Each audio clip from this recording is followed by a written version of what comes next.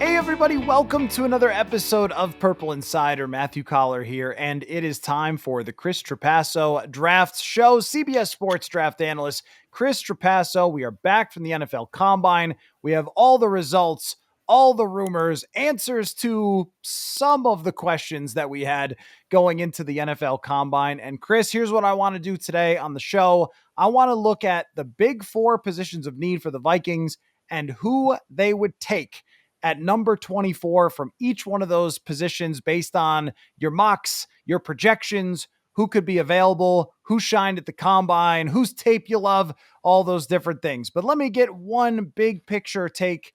I'll give it to you and you can tell me if you agree.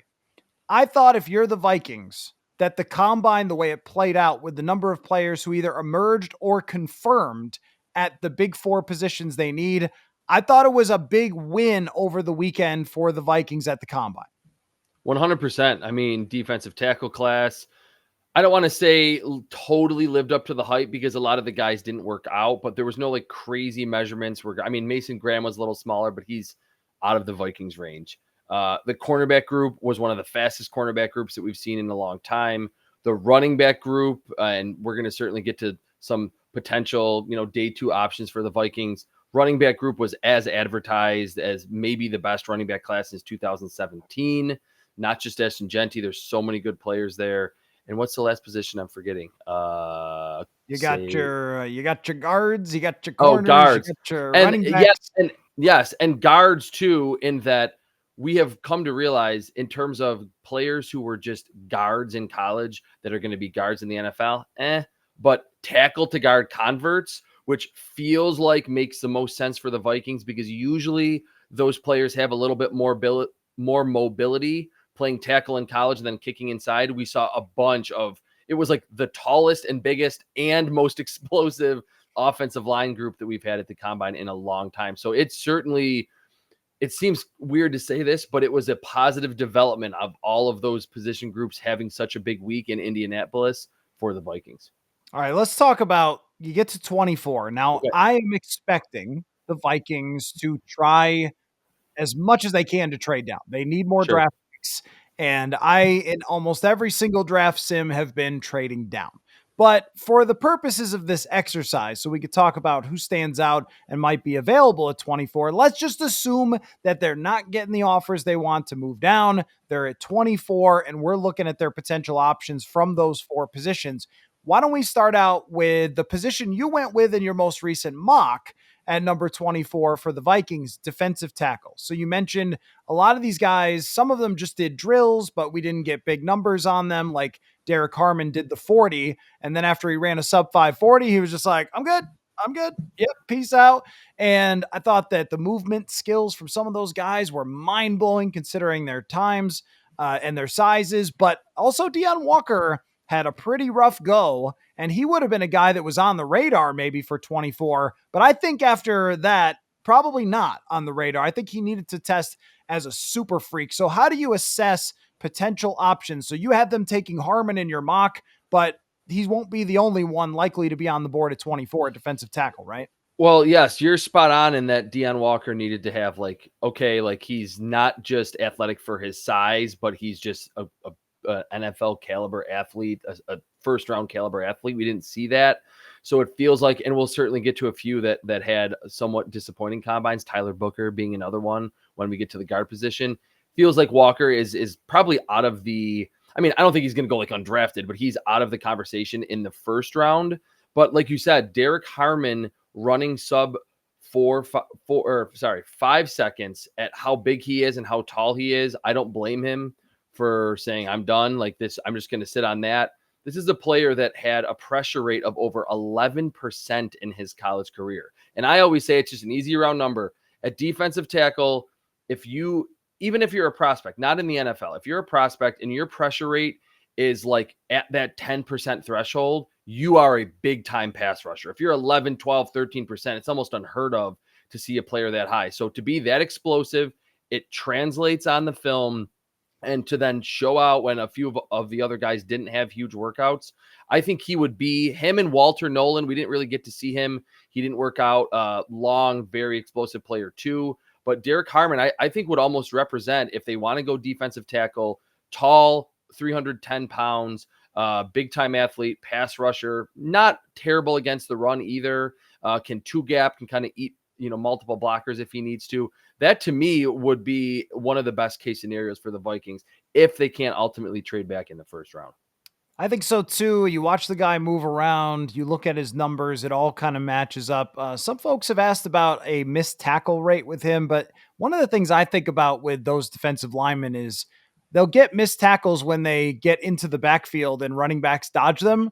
And I'm not holding it again. I'm not thinking that this guy can't tackle anybody. And really, his job too is going to be get in the backfield, get after the passer. That's what the Vikings are looking for.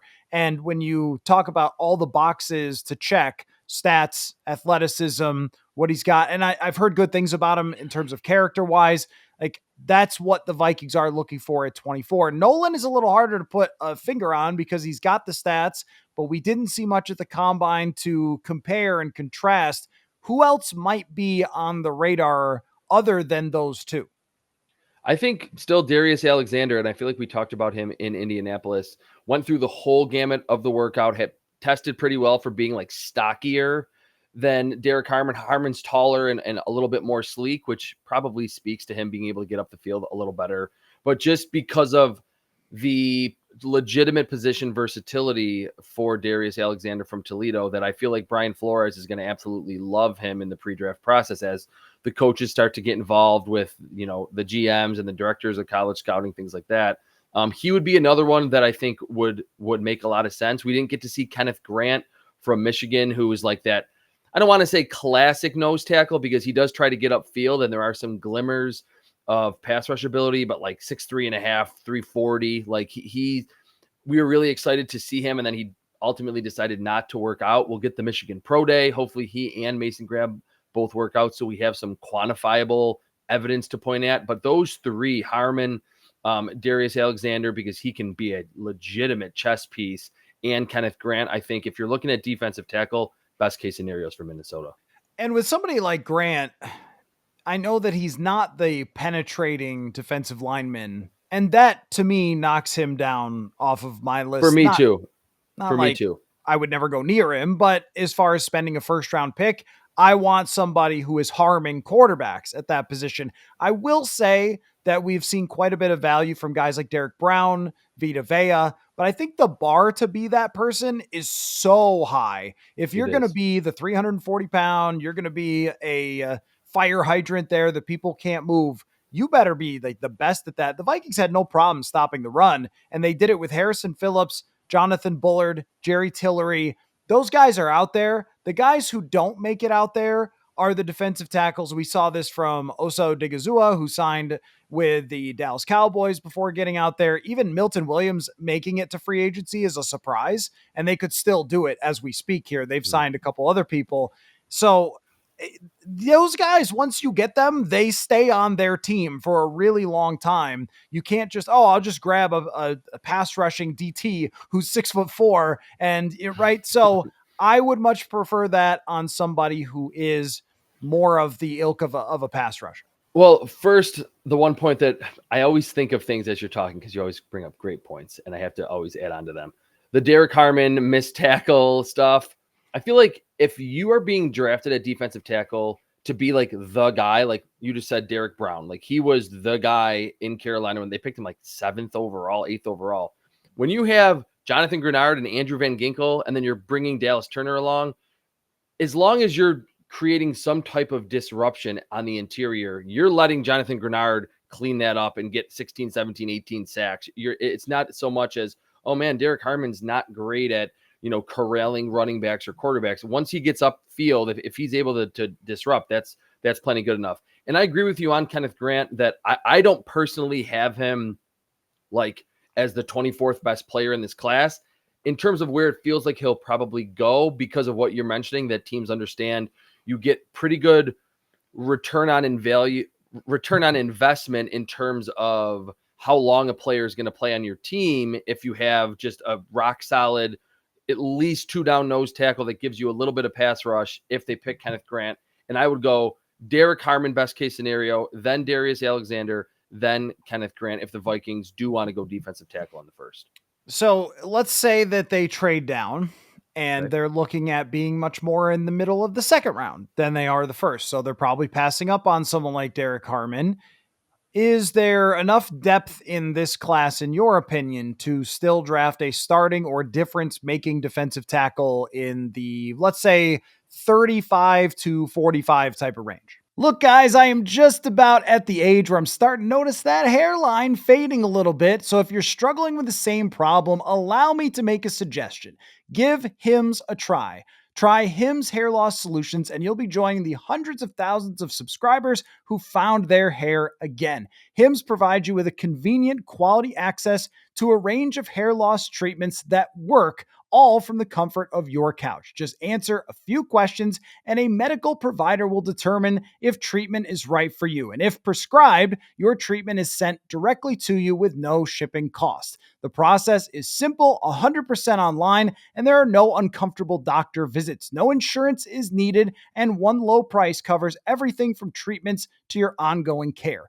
Hims has hundreds of thousands of trusted subscribers, and they can help you get your confidence back with visibly thicker and fuller hair. Start your online visit today at hims.com/purple insider. That's HIMS.com/purple insider for your personalized hair loss treatment options. hims.com/purple insider. Results vary based on studies of topical and oral minoxidil and finasteride. Prescription products require an online consultation with healthcare provider and will determine if a prescription is appropriate. Restrictions apply. See website for details and important safety information. 1000% yes. We have not talked about Omar Norman Lott from Tennessee. He's like right around 300 pounds. I think he was like 296 or something like that at the combine. Another really, really good pass rusher. His pressure rate in college was 10.9%. So if you love Harmon at 11, he was right there. Played in the SEC. CJ West is probably more of a well-rounded player in terms of he's going to be really good against the run and pretty good as a pass rusher, not a ton of upside. TJ Sanders from South Carolina, we mentioned him. This is a really quality class in exactly that range that you just mentioned. And I said I would bring up comparisons. For CJ West, he reminds me, not quite the same caliber of player, reminds me of Ali McNeil, which maybe I said this before because saying that name is like hearkening back to us being in Indy. Derek Harmon, Daquan Jones, Darius Alexander, to me, not quite as polished, but reminds me of Muhammad Wilkerson. And Kenneth Grant reminds me a lot of Grover Stewart from the Indianapolis Colts, who's like not an all-pro, but they've loved him as this big force in the middle of their defense next to DeForest Buckner. So yes, I think if they do trade back or they go in another direction position-wise, round 2, they will be happy with not just who they pick, obviously, like all teams say they are, but just the guys who are available at that position, defensive tackle. Let's talk about running back. Let's go to running back for the next position. If the Vikings were picking a running back, and this is always an interesting exercise because the standard is much higher at 24. And when I'm watching the combine and I'm listening to Daniel Jeremiah talk, I'm going, I can't believe this class. Caleb Johnson, I saw you tweet about him. And initially my takeaway was, I was hoping for faster there. But then when he did his drills, Daniel Jeremiah, who knows better than I do what to look for in those drills, was like, this looks great. Like how smooth he was, how he was catching the ball. And I thought, 40 time and these guys is not always a correlation there. Bucky Irving's a good example from last year of how they're actually going to play in the NFL. So, okay, you got that kind of guy might be in the middle of the second round, could be in the third round. And then all these other running backs who were standing out, Travion Henderson, Quinjon Judkins, lots of guys. 24. Who's worth that pick in this draft? To me, I will say I am not fully on board with picking running backs in the first round. I'm not famously, but I always bring up that I have this shirt that says do not draft running backs in the first round. I'm not wearing it tonight, but I will wear it throughout the pre-draft process on one of these shows. It's one of my favorite shirts. But if you're saying they're going to pick one, you get a scoop that you talk to Kwesi at some bar in downtown Minneapolis, and he says, we're going to pick a running back. Just like you can tell Chris on the Chris Trapasso draft show, and you can say it, but just don't bring it up to anyone else. I would say it's Bashal Tutin. I really think that. I put a mock out there pre-combine that was a little bit of like a bold predictions combine or mock draft of like players who could test themselves into the first round. I got not like a ton of criticism, but it was like, Bashal Tutin, who is that? He ran like 4.3, had a 40-inch vertical, was maybe the best testing running back of all of the guys who actually went through the entire, workout in Indianapolis. I think I mentioned this earlier too. With Tutin from Virginia Tech, the highest missed tackle force rate that he had in a season was 39%. Ashton Genty's 40%.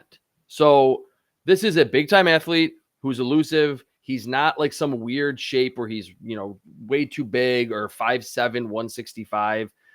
I like Omarion Hampton. I think he's Brian Robinson-like. I think Bashal Tutin is Isaiah Pacheco-like. And the first round is all about traits. So I don't see why, if you want to pick a running back at 24 and you're just dead set on it, you love the depth at the other need positions, Bashal Tutin from Virginia Tech would be my pick. So there's a little bit of, he would be your pick because he's your favorite. And I was just looking up his numbers and I mean, wow, like elusive rating is a great PFF stat. His is through the roof. Mm-hmm. His yards after contact through the roof. He has 3 really good seasons, over 6 yards a carry, ignited the combine. Like he's got it all. The likelihood is, and now we do have to consider that the Vikings aren't picking again until 97 after 24, unless they're doing movement. So if they are to move down, I feel like he won't be picked there, but that would be your guy that's your favorite. So I just want to clarify the difference between those two things. Mm-hmm. For me, I don't know that there is a guy who's worth picking at running back. Maybe it was a trick question. Hampton looked really, really good. Travion Henderson, I thought, was awesome at the combine, and a guy who averaged 7 yards a carry or something crazy. And Henderson was mocked by Daniel Jeremiah to the Vikings in his pre-combine mock, and then his post-combine mock, he had someone else who we'll talk about. But Henderson or Quinshon Judkins might be the guys, or Hampton, that are the names more associated with that kind of draft area of number 24. So you like him more than those guys, huh? I do. I have a higher grade from film. My scouting or my NFL draft algorithm that I call Resin has him higher for a lot of those reasons. Like it's big time athlete who was really good in college on the field. Like what else could you want from a prospect? But you're absolutely right. I think that is an art form that GMs have to learn. And I'm not saying that Kwesi can't do it, and maybe that's why, a site like Grinding the Mocks, that it's very important to understand, where is Bashal Tutin going to go? Could we maybe get him? Could we like move back and then pick D tackle and then like move up from 97 or 96, wherever they're picking, and get him like in the third? Because that would be better than just picking him at 24, obviously. I think some GMs are really good at it. They can gather intel, their staffs are better. And then some, it takes a little bit more time to understand, we love this guy. He's playing running back. So, I mean, when it's a quarterback, you just pick him. But when it's a running back, it is important to have that, I don't want to say just a keen sense. Probably a lot of research goes into it, and just talking to other GMs during the pro day circuit, things like that, where a player could go. So that it was an important caveat that's just where I have him evaluated. I don't think he's like a 5th rounder, but to go 24 would be pretty surprising. But I think in a few years, we're going to look back and say, yeah, 24 would have been right for Bashal Tutin. Bottom line coming out of the combine for the running back class, is it as strong, in your opinion, as everyone said it was? Absolutely, because I'm just looking at my scouting grade book here. Jarquez Hunter from Auburn, I love him on film. My algorithm Resin likes him quite a bit. Didn't test particularly well.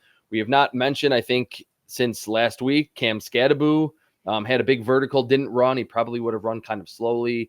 I love RJ Harvey. DJ Giddens is a really fun, I think, for a zone blocking scheme type system. He's from Kansas State. Very good lateral cutting ability, like those LaShawn McCoy-esque jump cuts. Devin Neal from Kansas. It's a really good class. Even Dylan Sampson from Tennessee, who ran in that kind of wide open spread system that has huge running lanes, one cut and go. That could be a player way later that very fast, can add the explosive element to the run game that you've mentioned was really been lacking in Minnesota. So yes, I think it absolutely lived up to the hype.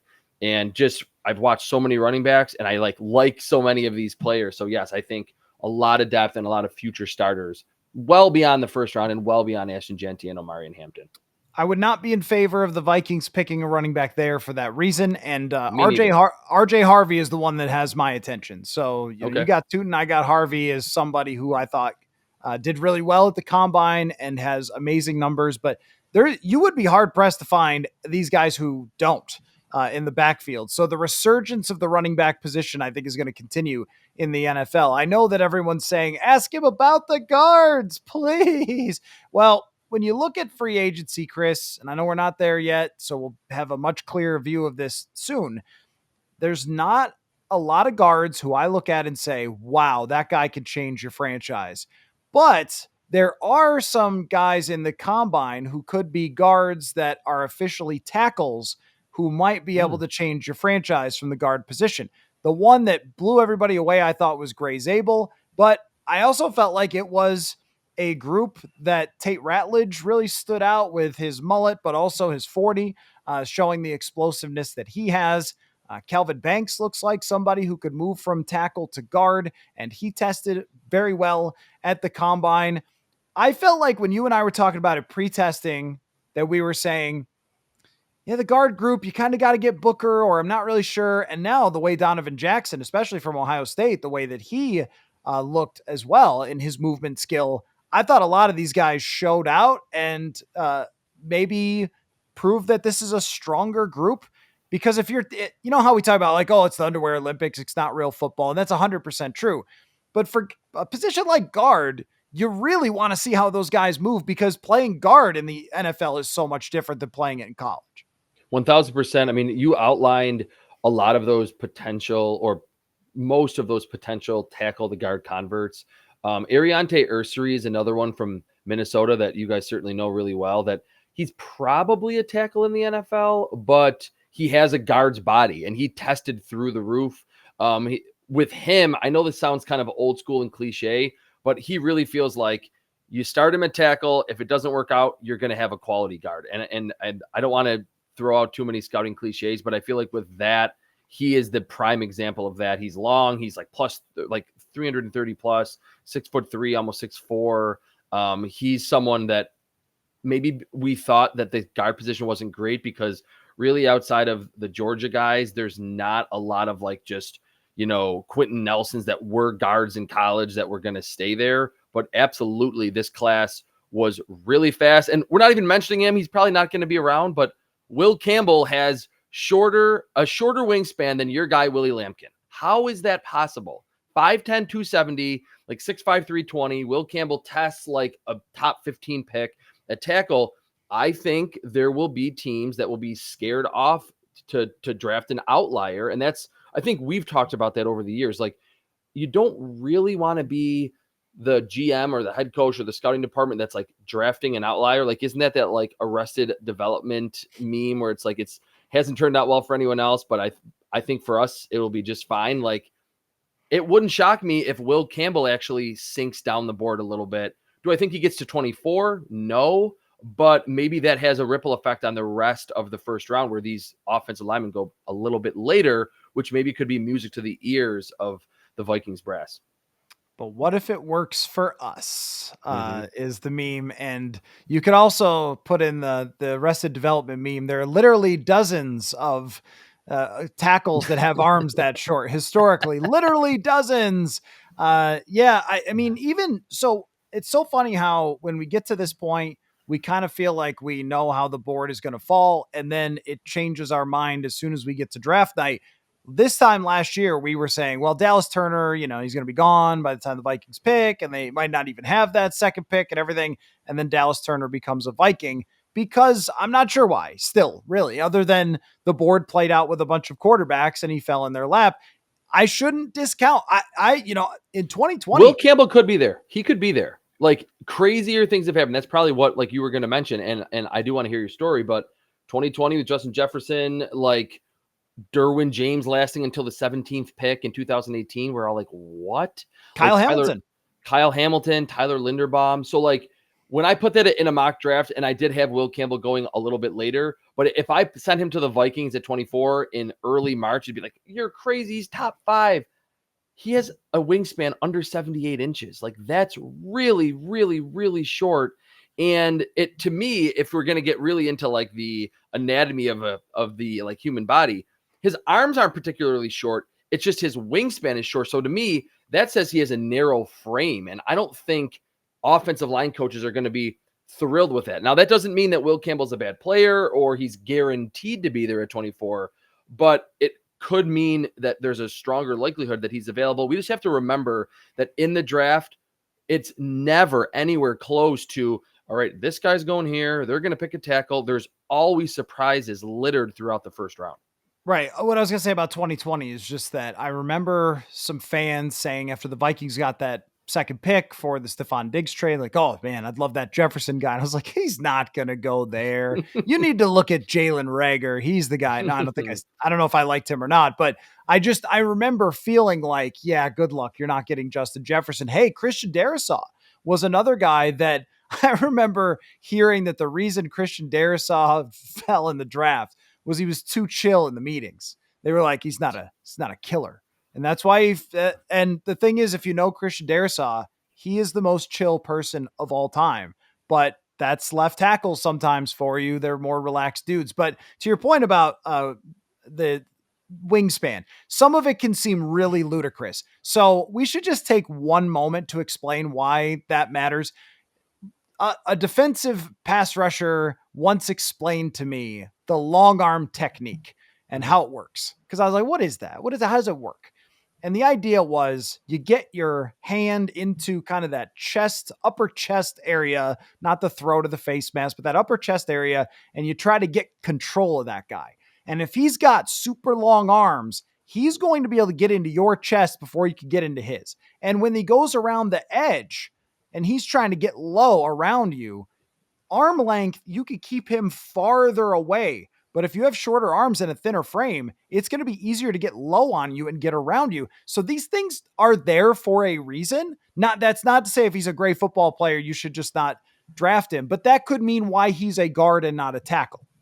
Yeah. And just so many like thoughts were popping into my head. This is reminding me, and I'm not trying to, tank Will Campbell's draft stock or say I think he's terrible, because I think I have him in just on film alone, like the top 10 player in this class.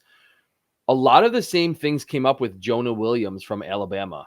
And it was like, hey, he doesn't look like a tackle, but look at the production. He was amazing at Alabama. He was at Alabama, and he dealt with those Clemson defensive ends in those national title games. And it doesn't matter. He's just fundamentally sound, never allowed a sack, all this stuff. And Jonah Williams just couldn't do it in the NFL. Like, is he even in the NFL anymore? Like, if he is, he's not anywhere close to living up to that hype. He's on a different team. Like, the Bengals didn't get what they were hoping for. So there is a recent, like, eerily similar story or background or draft resume that we could be sitting here, or I guess after the draft, and saying, see, we talked about Will Campbell fell a lot further than people thought. And I always go back to the first round is about traits. And yes, athletically, Will Campbell emphatically checked those boxes, but traits also bake in your measurements. And to have a 5'10", 270-pound guard with a longer wingspan than you is not a great look for him in terms of just wanting to go as early as he can in the first round.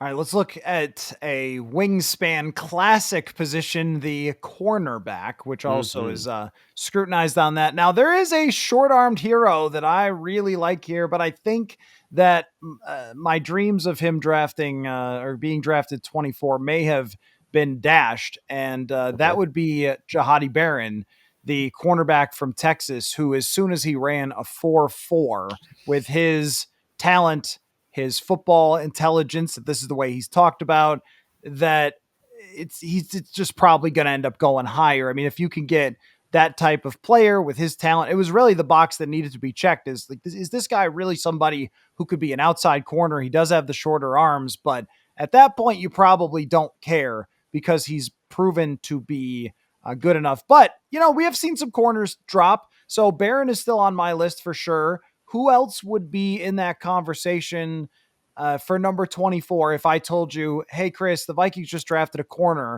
and you said who? And I said, guess. And you said no. And I said, yes, you have to guess. Who would you guess?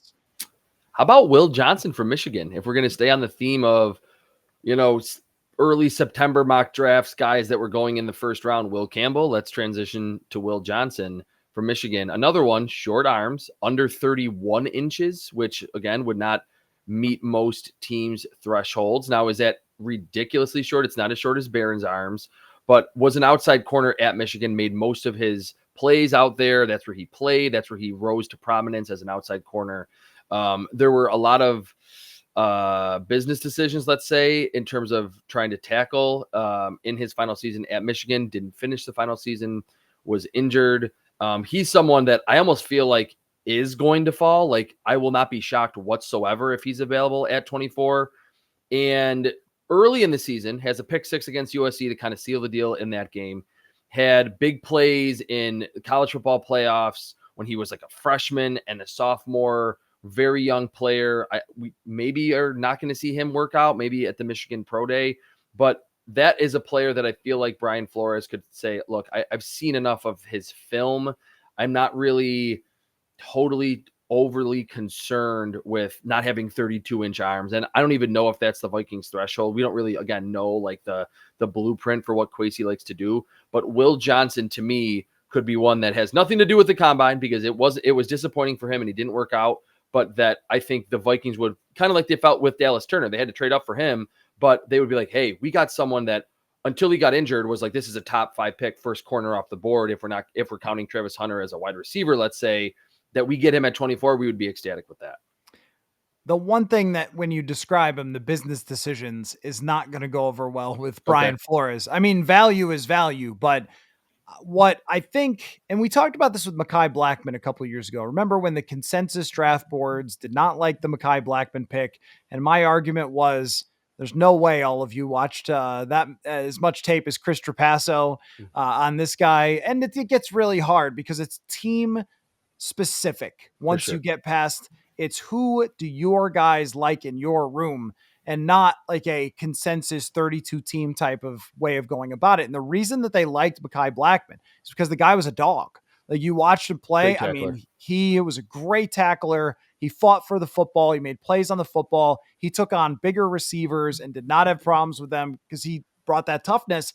I don't think they're going to pick anybody who isn't super high IQ, really, really tough. I think character is going to push to the front. Dog mentality is going to push to the front. And that's why Barron really stands out to me. And I go, okay, that sounds like a Brian Flores guy, because I think that they are less interested in, well, he's the perfect specs. In fact, you even look at their corners they've liked from last year. I mean, Byron Murphy Jr. is not the perfect specs of a cornerback. He does have shorter arms, I think, and is not the tallest guy. Maybe didn't run the 4.3, but that's one of, I think, Brian Flores' favorite players there. So I'm looking for corners who are football players and not like just, hey, he's got traits and hey, he's got size. If you're going to remind me or you're going to tell me that about the emphasis of being just a good football player, tackling, Maxwell Hairston from Kentucky, who also tested through the roof, he is spindly. He looks like Mekhi Blackmon on the field, but in terms of what you were describing, which made me think of him, when you're describing Blackmon, that's like the vibe that I got with Hairston from Kentucky on film. And he ran, I think, did he run 4.29, 4.28, I think? So he has that downfield speed to run with the speedsters, plays like he thinks he's like 6'2", 210, but he's literally like, I think under 190 pounds, right around 6 foot. Big combine for him. And no one would really scoff at the Vikings if they pick Hairston, because now he ticks the traits box where, like, if you're going to be a small corner, you better run really fast and jump really high. And he certainly did that. So maybe that's a better option in terms of best case scenario that would really make everyone in the Vikings organization, Kwesi, the analytics side, and Brian Flores happy that they were getting another dog in the cornerback room. So the guy I thought you were going to say that I thought had a fine combine and did enough to confirm the type of football player he is Trey Amos, who is from Ole Miss. That's someone who I've had in my sights. So just to my approach to the draft is this, the way I've always gone about it.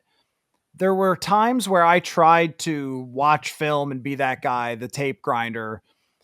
And I honestly I don't really know how to do this. Like, you're the tape guy. You have years of tape analysis. This is what you do all year round. But for me, where I've done really well in the past at picking out guys is using the data and using also draft reports and knowing how to read them. So Lance Zierlein and Dane Brugler, these guys are really good at their jobs. And I can read through information and read through data and go, does this sound like somebody the Vikings are looking for? Because I'm imagining these guys are giving me accurate information, which those two always are. So tell me, does this sound like somebody for the Vikings? And then what did they do at the combine? That's how I kind of pick out players for this team. And I think everything with him checks a lot of boxes. His 40 was fast enough. I think his relative athletic score was 80th percentile or something, good enough. And his data's great and his size is good and just comes across like somebody. And being 23, I think all that stuff's out the window with age these days. I think that these teams are like, whatever. Everybody's old. Just draft who you want. I think we got rid of that like once the COVID years started happening. Yeah, no, that's a good point. I mean, and in that draft sim, I think before we went to the combine, you had Trey Amos, and I love that pick. He, in my algorithm, he's not at the top, but he's higher than a lot of these players that we already mentioned. He's higher than Maxwell Hairston. He's higher than Will Johnson, even because what is, I think, important too, that just if you're, again, bringing up being a dog, being a good tackler, his tackle efficiency, which is another PFF stat, was close to 10%, which is a great number for a corner. A lot of corners, 5%, 6%, they miss a ton of tackles, but they have, interceptions, pass breakups, or they're really fast, or they tick a few other boxes. If run defense and being able to sniff out screens or outside runs is a big part of what you want to do on defense, having like a 6'1", 195-pound corner with 4.43 speed from the SEC who proved that he was a quality tackler, Trey Amos, I don't think would be like, wow, the Vikings just got Dallas Turner, holy crap. But by like November, we'd be like, another good draft pick for the Vikings. He's just a solid football player that ticks a lot of the boxes that I think both of us look at. Speaking of Dallas Turner, by the way, I might have mentioned it on the show, but somebody, I think it was Alec Lewis, said, because it was a discussion just in Vikings circles about Dallas Turner and how the team is frustrated by some of the criticism for Dallas Turner based on Jared Verse because they are high on him. They think that his first year was always going to be this way because of the changes they were asking him to make, who he was behind in Grenard and Van Ginkel, some of the stuff early in the season, making that, adjustment to the NFL and all that, and his age. So there's excitement, I think, from the Vikings about what he could become as he slides into maybe Patrick Jones's situation. I am curious about your thought about, it was Alec Lewis who made the Nolan Smith comparison, because Nolan Smith came out as a freak athlete, but he was underweight. He wasn't like a huge, massive human being. And Dallas Turner definitely isn't either. Having stood next to Danielle Hunter for about 7 years of my life, standing next to Dallas Turner is a lot less imposing. Is there a comparison there, or is that a bit of a stretch? With Dallas Turner and Danielle Hunter's like ascension? Oh, not him. Nolan Smith. Oh, Nolan Smith and Dallas Turner. Okay. Yeah, no, I think that makes perfect sense. In that first year for Nolan Smith was not great in Philadelphia. And there was a thought like, oh man, he was like, wasn't he 238 if I recall? And it was like, okay, freaky athlete, good against the run. And now by year 2, he great run defender. As the season progressed, got even better in the playoffs. In the Super Bowl, he was amazing. There was that kind of viral tweet of him taking on Trey Smith on a pole where he like blows up Trey Smith. The pass rush ability came, and we talked about it, I think, on our first episode.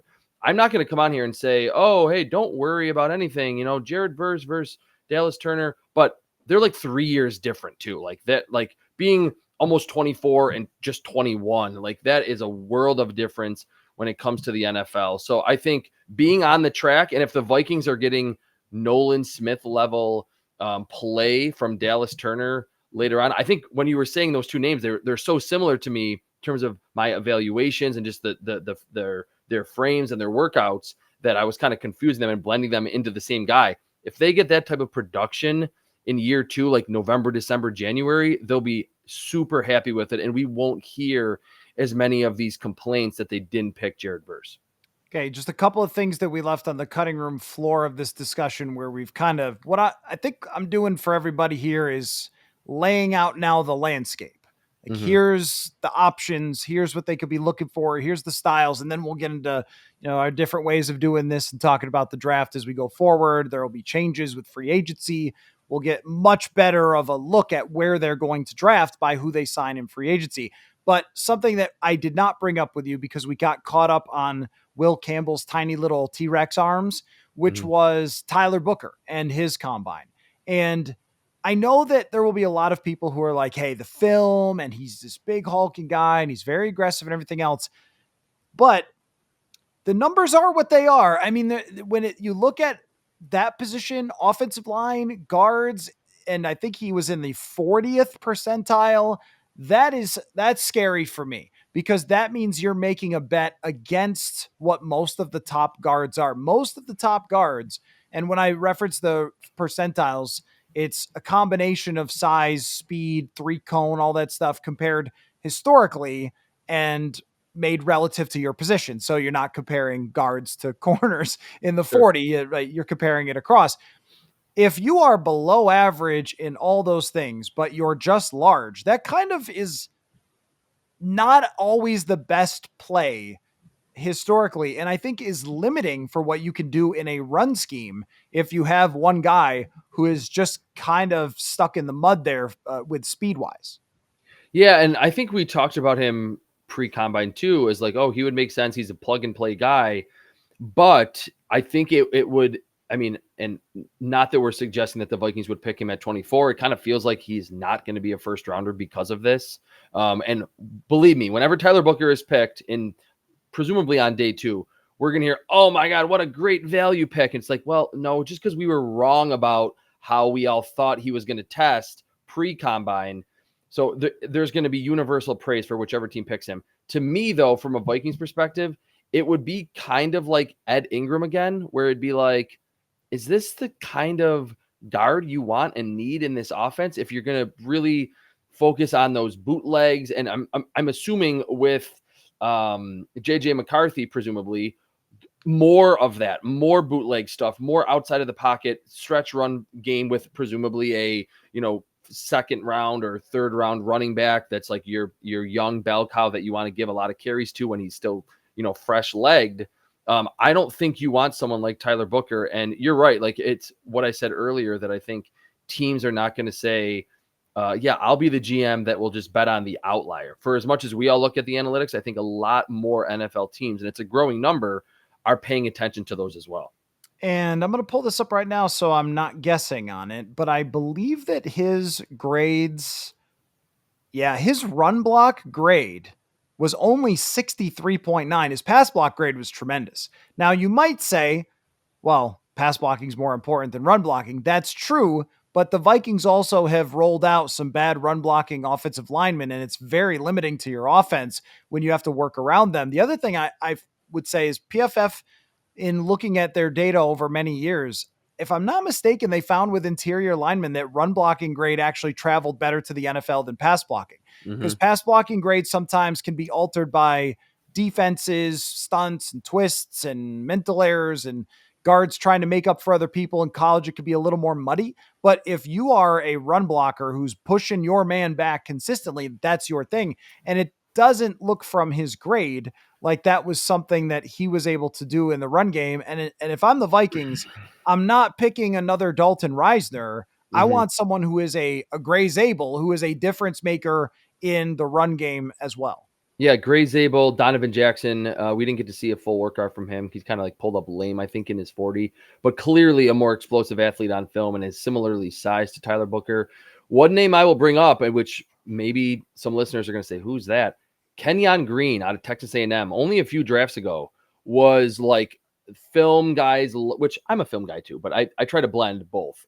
Film guys loved him going into the combine. SEC, Mauler, just old school. And then he did not test well.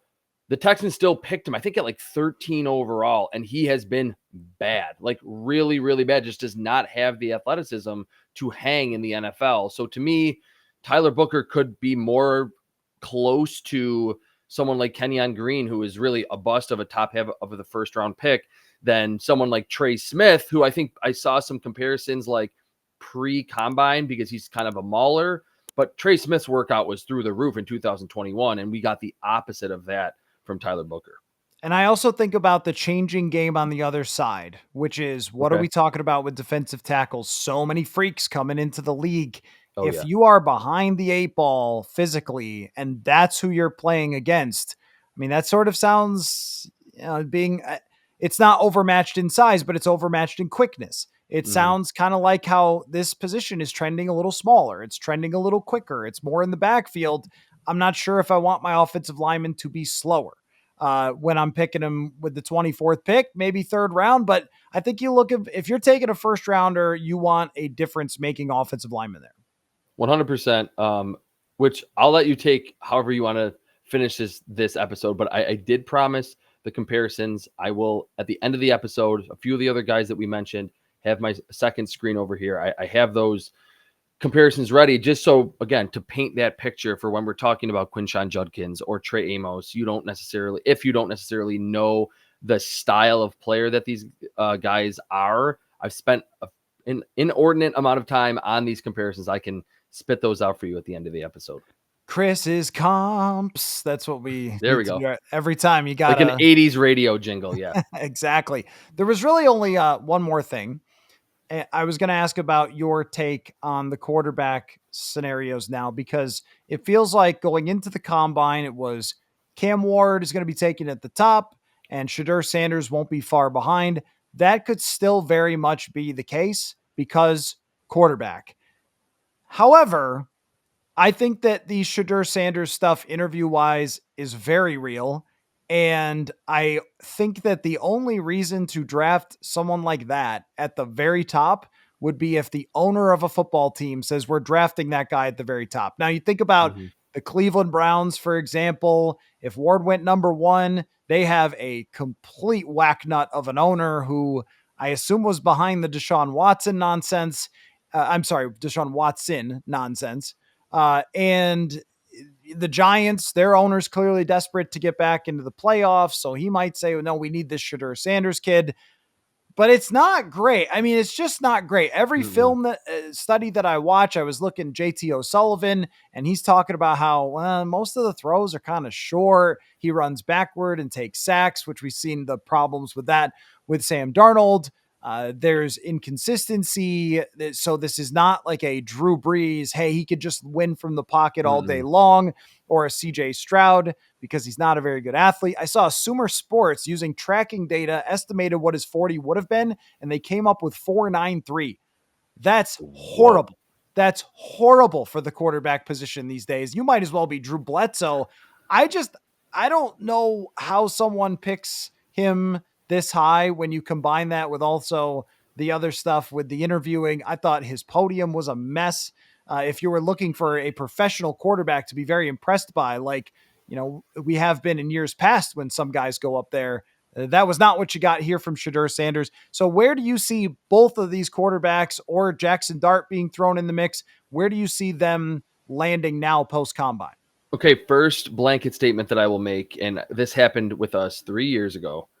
I feel like this is just not like the media, like there's some evil person behind it, or just like, let's try to get page views, but we're all just trying to make this quarterback a thing, like this quarterback class a thing.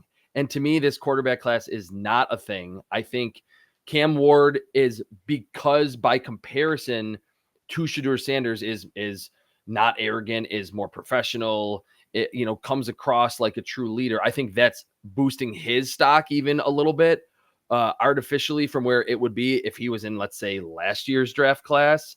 I'm not really high on any of these quarterbacks, which I kind of learned my lesson in 2022, where it was Kenny Pickett in the first round. I loved Malik Willis.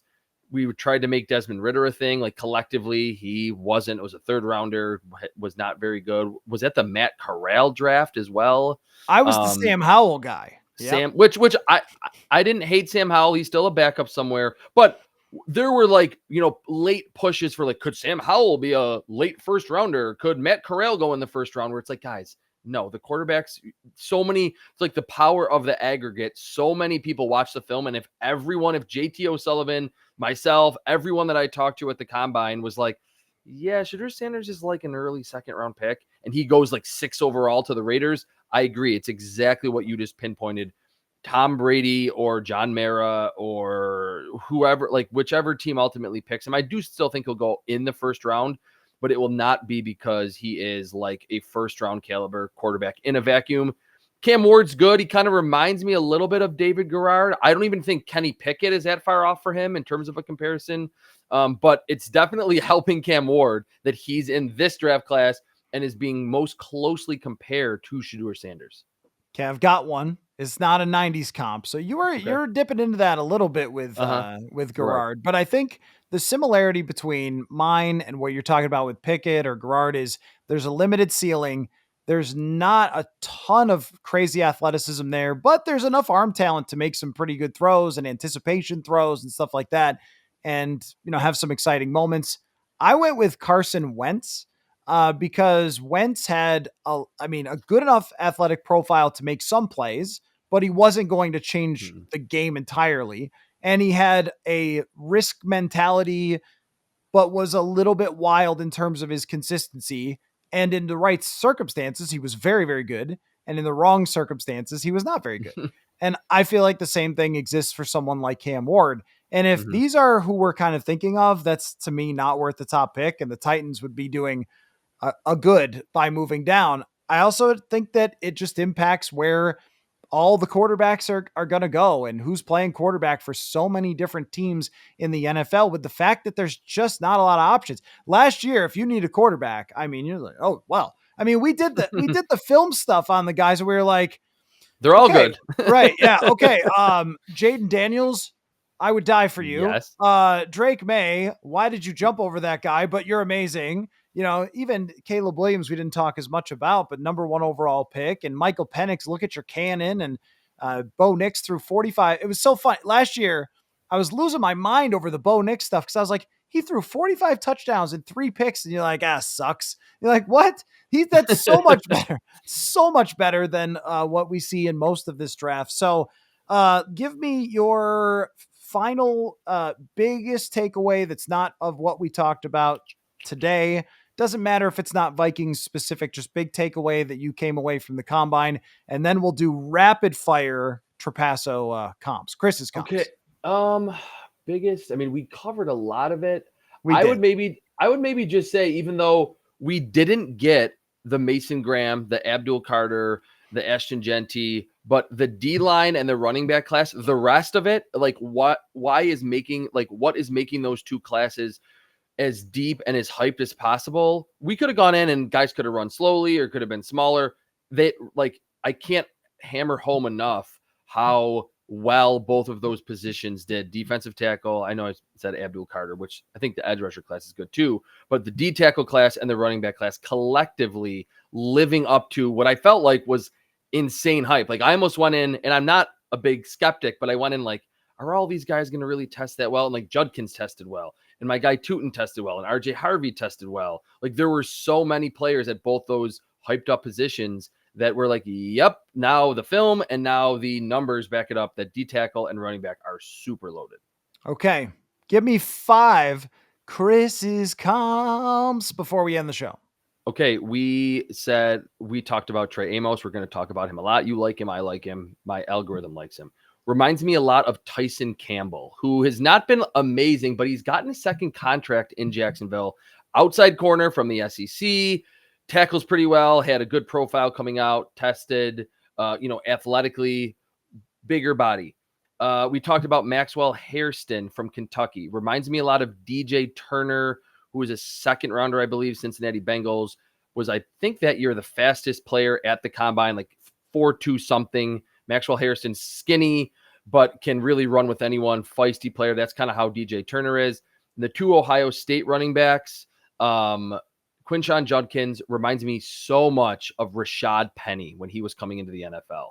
Rashad Penny had like 50,000 injuries in the NFL. But when he was healthy, he was explosive as almost it got at the position. Bigger body. And it was like, oh man, if only he could stay healthy. He was in Philadelphia the one year most recently, got hurt again. Very similar. And Travion Henderson reminds me of Chase Edmonds. He's kind of like a fantasy football guy that you would pick in your fantasy drafts 4 or 5 years ago late, and was just an explosive pass catcher out of the backfield. That's where Travion Henderson really thrives, the screen game, swing passes. He can make the most out of those. And to go for a fifth one, I'll say that I really think that Tyler Booker is Kenyon Green 2.0, that we're going to look back and say, man, what an amazing college player. You know, everything about him being a leader, and he's got 11-inch hands, he's got grip strength, but athletically just does not meet the minimum threshold to become a quality starter at guard in the NFL. All right. One of my biggest criticisms of your game, Chris, is that you are not comparing players to the best top 5 in the league with every comp. It's so what you're supposed to do is, I would say that Travion Henderson is clearly Saquon Barkley 2.0, Quinshon Judkins, at least Derrick Henry, if not better. That's how you get, how you get the TV time. If you want the more TV time, I saw you were on with, Maggie, who's a Bills fan, Maggie Gray and Andrew Perloff. Yeah. That was cool. Yep. They're a national show there, but you want more of that TV time. You got to start talking about, with Travion Henderson, he's a guy, they're going to build a statue outside of the stadium. Marshall Faulk someday. He's exactly. That's what I should have said. You're right. Why are you comparing him reasonably? Well, I say it as a joke, but I really, when I'm done with my scouting reports, I plug in all the numbers, spits out a grade in my scouting grade book, look at my resin score for the player. And then I wouldn't say as much time as I did on the film, but I want to put in a lot of time to the NFL comparison. So people like Purple Insider listeners, and when I'm on Maggie and Pearl, if they ever ask me, I'm not going to say Marshall Faulk for Travion Henderson. But the funny part of that is that now I'm getting into like prospects like 150 to 250.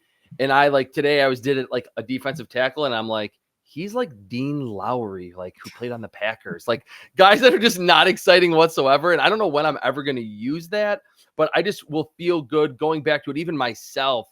And I have this kind of treasure trove of these comps, which this is going to be the most I've ever done. But to look back when these guys are playing, and then when they come up on free agency, like, did they play better than that? Or is this really the kind of guy who they are? I just like to have that as a reference point once they get to the NFL, beyond just using it, which I don't know when I'll ever use the Dean Lowry comp for a defensive lineman. But yes, I'm getting into the point where I'm like, none of these players are actually really that good anymore, but I got to try to be as reasonable as possible. See, that's your first mistake. You got to be more hyperbolic. Everyone's Donnell Hunter. Every workout warrior is Donnell Hunter. I'll just go. Why put in the work when you can be hyperbolic and get retweets? So anyway, this is why you're the official draft analyst of Purple Insider, Chris, year after year, because you put in the work. So thank you for putting in the work with me at the Combine. We had a great time together. And we will go forth by the next time we do a show. We're going to have the legal tampering period have happened. Ooh. So there will be all sorts, because there was no tampering before that. So the minute it happens, people really make a lot of phone calls. And by the time the new league year starts, there's no free agents left. No, that's the third wave of free agency. Somehow, curiously. Anyway, that's the next time that you and I will talk. So we will know some Vikings free agent answers by then, including at quarterback, I believe. So we'll have a lot to discuss. Thank you for all your time. You are the best, sir. And we will talk very soon. Football.